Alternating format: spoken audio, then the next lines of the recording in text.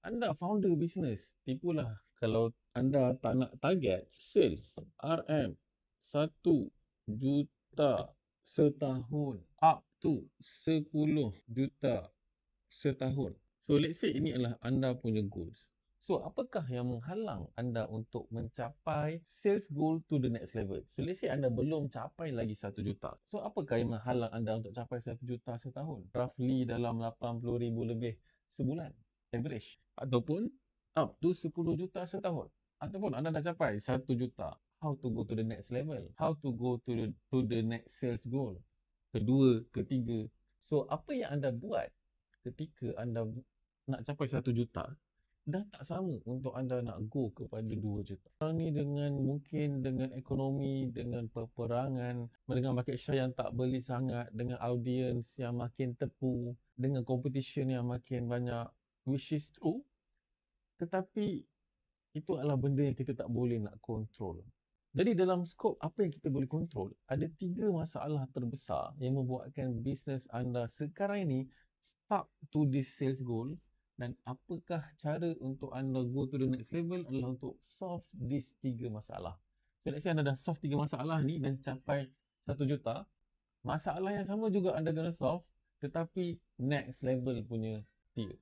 So apakah 3 masalah tersebut? Iaitu yang pertama ialah marketing yang tidak konsisten. Marketing yang anda buat yang mungkin on off, cacah merbak, anda tiru orang tapi anda tak tahu apakah strategi di sebaliknya. And then keep on hiring team marketing, agency, freelance, bertukar-tukar, benda-benda yang sama berubah balik, back to square one balik. So marketing anda tidak ada structure dan game plan dan apakah execution yang jelas untuk menjadikan ianya konsisten. Dan marketing memang perlu konsisten. Sebab kenapa?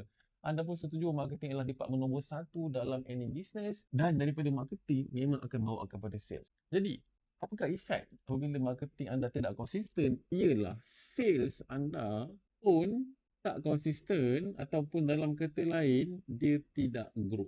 So ketika anda try on off, ketika anda keep on setiap bulan try and ada bulan ni buat marketing lain, bulan depan buat marketing lain untuk nak figure out apakah cara yang terbaik. Of course, sales akan ada waktu yang dia grow, ada waktu yang dia tidak grow. Tetapi naik turun dia lebih kurang macam sama je pelatu. Dan maksudnya dia tidak grow secara signifikan. So inilah masalah yang kedua yang membuatkan sales anda stuck. Dan nanti saya akan share apakah solusi untuk tiga-tiga masalah ini. Kita go through kepada masalah dulu, iaitu kat sini juga tak kisahlah anda menjual di website ke, WhatsApp ke, TikTok Shop ke, Shopee ke, anda fokus untuk fix bahagian sales, tetapi itu bukan jawapan dia. Saya akan bagi tahu nanti. Okey, yang ketiga ialah masalah yang paling kerap berlaku, iaitu founder dependent team, ataupun team ataupun you punya staff yang sangat depend pada founder. Kalau maksudnya staff ataupun actually business itu sangat dependent kepada founder. Tapi saya nak fokus kepada bahagian staff yang sangat dependent kepada founder. Di mana anda dah hire orang untuk buat kerja tersebut, tetapi still anda yang kena buat kerja tersebut sebabkan kerja itu tak seperti yang mana anda nak. Kalau anda belum hire lagi, mungkin anda takut nak hire, so anda memang bisnes itu melekat pada anda. Dan kalau anda dah hire dah staff tu, freelance tu, agency tu untuk buatkan kerja marketing contohnya, tetapi end up anda pula kena fix balik. Sepatutnya kita dah makin banyak masa dan makin pening nak handle. Baik buat seorang-seorang. Tapi bila seorang-seorang pula, you tak boleh nak grow to the next level. So itulah satu dilema sebagai founder business. So untuk fix these 3 issues, ada 3 fasa yang kita kena buat. Iaitu yang pertama ialah apabila anda ada masalah sales, adalah sangat normal untuk anda fix department sales.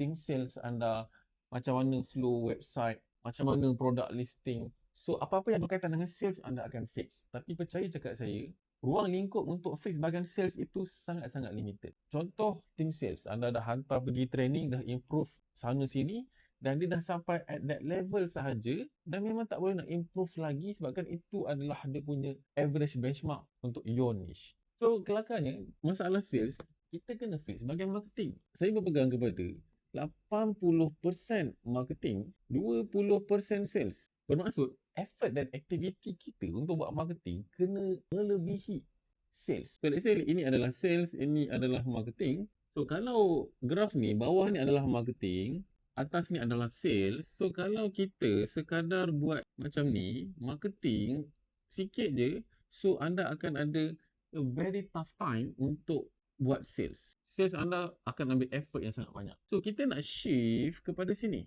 Marketing ni 80%. Okay? Supaya effort untuk buat sales sangat rendah. Dan apabila anda dah train you punya team sales, dah improve conversion rate di website, di TikTok Shop, di Shopee, you are set untuk scale. So jawapannya adalah pada marketing. Tetapi sebelum kita all out marketing, untuk kita fix isu sales yang tidak grow, sebenarnya kita perlu lalui satu fasa pertama dulu, iaitu apa?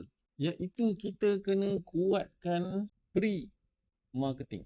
Kalau anda pergi belajar dengan mana-mana guru Sifu Meta Ads, TikTok Ads, Sifu Live, Sifu Personal Branding, itu dalam kategori activity marketing. Tapi pre-marketing adalah aktiviti-aktiviti yang kita patut buat sebelum kita all out buat marketing. Sebab apa? Kalau pre-marketing kita just biasa-biasa, bila kita buat marketing pun dia akan jadi biasa-biasa. Walaupun sebenarnya marketing anda buat tu gempak dan power. Jadi, apakah yang saya masukkan dengan pre-marketing? Ianya berkaitan dengan anda punya business model, anda punya brand positioning, anda punya messaging, anda punya UVP, USP, you punya bold claim, you punya core offer, you punya pricing, you punya costing, you punya profit margin. Perkara-perkara yang kita perlu improve dan juga jelas benda tu dah makin lama makin kuat. Apabila kita buat marketing, kita akan scale benda yang dah memang bagus. Contoh, rupanya anda tak tahu costing, anda tak kira profit margin dan positioning anda lemah, messaging pun anda biasa-biasa saja. Bila anda buat marketing, anda nampak sales itu masuk. Tetapi rupanya setiap penjualan anda dah rugi RM10. So anda pun bangga, oh sales makin naik. Tapi sebenarnya lagi banyak penjualan, lagi banyak kerugian. So lepas tolak kos semua, negatif. Baru perasan pada hujung bulan, dah rugi. So kita tak nak macam tu. So kita nak kuatkan pre-marketing along the way. Waktu anda buat marketing ni silakan teruskan buat. So kita kena kuatkan pre-marketing juga. So ini adalah fasa pertama. Fasa kedua ialah kita nak all out buat marketing. So marketing ada banyak, betul? Jadi saya sebagai seorang coach marketing dan saya suka mensimpulkan dan simpelkan benda yang kompleks, saya boleh katakan marketing hanya ada 4 kategori besar, tetapi saya tak panggil dia kategori, saya panggil dia layer. So anda bayangkan ada satu bulatan marketing, layer pertama, layer kedua, layer ketiga, layer yang keempat. Okay? So yang pertama yang patut kita buat dulu adalah apa? Adalah evergreen. Campaign yang patut run 24/7, 365. Sepanjang hari, minggu, bulan, tahun akan sentiasa running. Saya dah handpick 5 combo digital marketing yang patut anda run secara evergreen. Lepas anda evergreen, anda kena buat yang seasonal. Anda kena integratekan campaign yang seasonal. Ada on, ada off. Contohnya campaign hari raya, campaign puasa, campaign merdeka, campaign cuti sekolah. Bukan anda hanya fokus itu semata, tetapi evergreen anda just biasa-biasa. Belum bersistem. So, bila anda dah situ, ada juga campaign yang saya namakan dia campaign trendy. Campaign yang level Pak Ahmad Western memang expert dalam bidang ni untuk mengambil isu-isu yang viral dan trending sekarang ni dan menggunakan angle tersebut untuk mengetengahkan brand mereka. Tapi kalau anda terus buat trending marketing, tapi anda punya evergreen seasonal tak lagi kukuh, so kat situ anda wonder, why views tinggi, viral FYP, tapi kenapa sales masih lagi biasa-biasa? So that is why. Okay? Buatkan pre-marketing, and then kita all out buat marketing secara berstruktur dan bersistem. Dan yang keempat adalah branding marketing. So brand marketing yang level kalau dulu macam Petronas, TNB buat iklan raya. Tapi sekarang ni semua orang dah boleh buat lagu raya. Semua nak buat drama raya. Tapi bukan sebagai raya, tapi kita nak menyampaikan satu core message apakah yang brand kita bawa sebenarnya. So it doesn't necessarily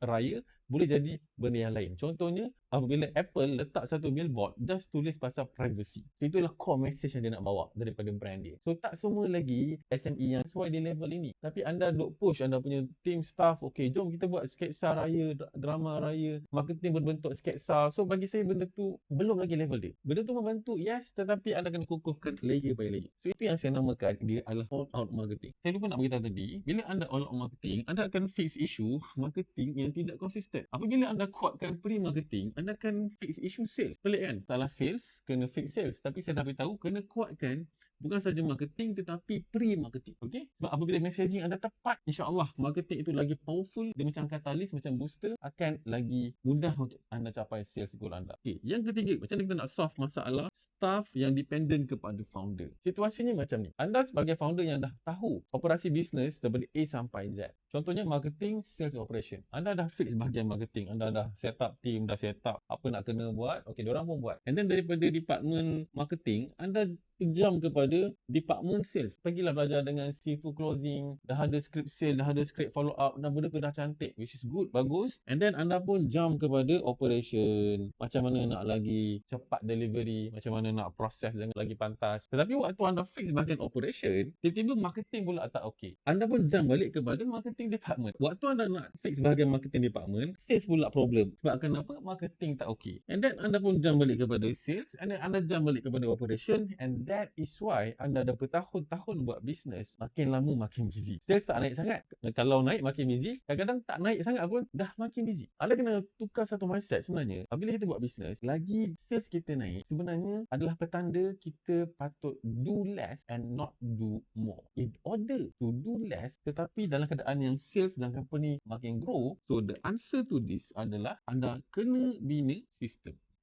Dan fasa yang ketiga yang saya tulis kat sini adalah sistemkan marketing. Supaya apa? Supaya lepas ni, apabila staff anda nak keluar, anda dah tak merayu dah pada dia untuk stay, naikkan gaji dia. Sebab kalau once anda dah ada sistem, anda anggaplah kita hiring ni adalah untuk plug and play. Anda dah tak perlu penat nak kena bertukar freelancer agency, sebabkan bila anda gunakan freelancer, anda menggunakan sistem freelancer tersebut. Apabila anda hire agency, sistem agency. Apabila anda hire staff dengan niat untuk dia figure out sendiri dan menggunakan pengalaman dan sistem yang dia ada sedikit dalam otak dia untuk dia buat. Apabila dia dah keluar, anda ganti orang baru, dah cara lain. No, tak sepatutnya kita hire untuk buat macam tu. Awal-awal okey, saya faham. Semua orang buat benda sama, kita dalam fasa figuring it out. Tapi the better way adalah untuk kita bina sistem dahulu.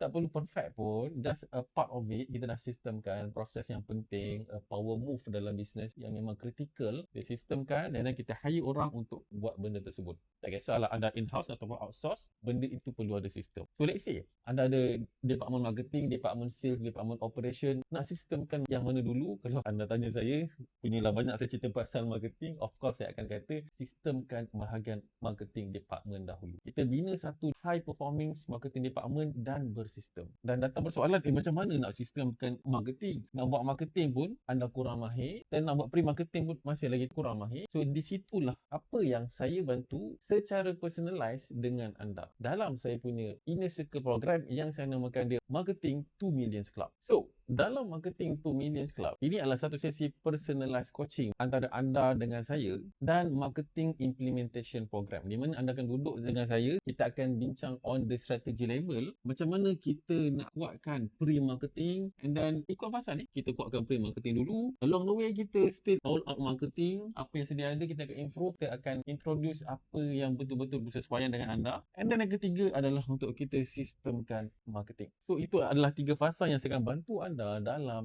M2M Club. Anda dah tak perlu rasa nak fikir semua masalah ini seorang-seorang. Kadang kita nak cerita dengan partner kita pun dia jaga bahagian lain, kita pula dalam bahagian marketing. Kita still akan rasa seorang. Kalau anda ada idea, anda nak someone untuk bincang, keep bouncing that idea, saya juga boleh menjadi coach yang akan bagi feedback jujur kepada idea anda. Tetapi main goal, main fokus kita adalah untuk grow your business, untuk mencapai you punya dream sales goals. Berapa? 1 juta up to 10 juta.